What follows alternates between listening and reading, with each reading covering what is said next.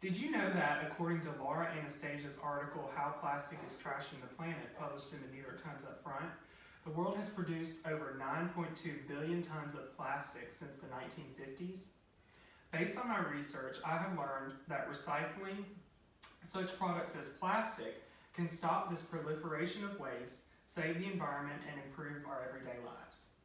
Today I will discuss the problems related to products that are not recycled, offer solutions, help you to see how much better our lives could be if we recycled more, and persuade you to advocate for local recycling programs.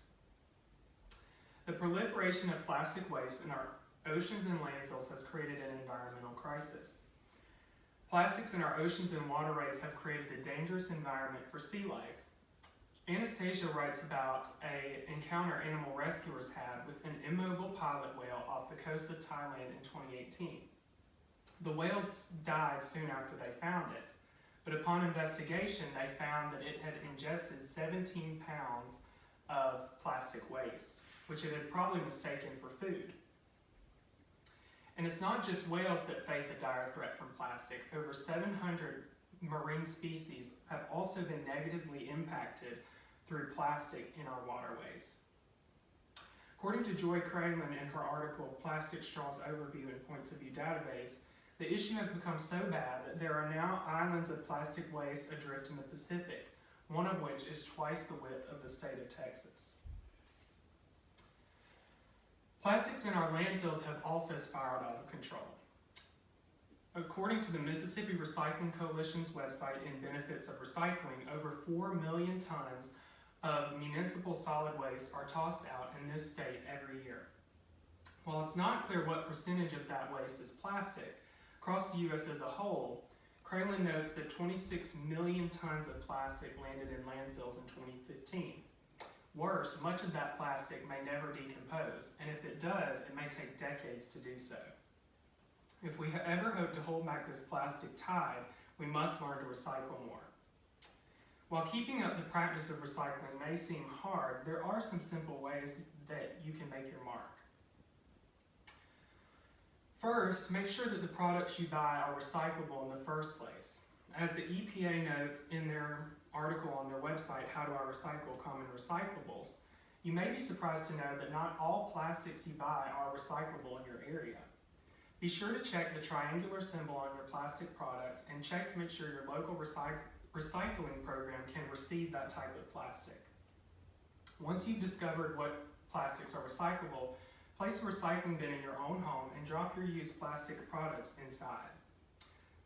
Though it varies from place to place, you may have to take your recyclables somewhere, but your local government may also offer curbside recycling, which you should take advantage of. If you don't have a local recycling program, be sure to write a letter to your local representative asking them to implement one. In addition, you can also reuse products that you may usually throw away. For instance, Anastasia points to the example of one expert who has begun reusing Ziploc bags instead of throwing them away after one use. If we implement these simple solutions, Mississippi would be better off economically and environmentally. Greater cycling would improve our environmental quality and conserve our natural resources. According to the National Institutes of Health, in the benefits of recycling on their website, recycling plastic takes 70% less energy than creating new plastic. And the Mississippi Recycling Coalition adds that 1 ton of recycled plastic saves 3.8 barrels of crude oil. Furthermore, it has been estimated that without recycling, emissions in the United States would be higher by the equivalent of some 40 million cars. If that's possible at current recycling levels, imagine how much cleaner our air could be if we all recycled a little bit more. Recycling also creates jobs and supports businesses. In the state of Mississippi alone, more than 5,000 people are now employed because of the recycling industry. Nationally, the NIH reports that the recycling industry provided workers with $37 billion in total pay. And it doesn't just benefit the citizens of Mississippi, it also benefits the businesses. The Mississippi Recycling Coalition points to the 11 factories in the state that are dependent on recycled material, rack up $2 billion in total sales every year.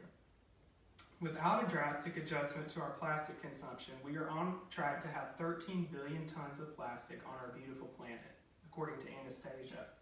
That means more damage to sea life, poorer environmental quality, and missed job opportunities. So we have a choice which future we want to see.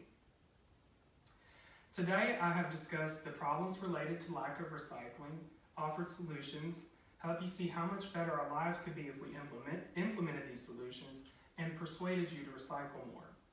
Margaret Mead once opined, "Never doubt that a small group of thoughtful, committed citizens can change the world. Indeed, it's the only thing that ever has."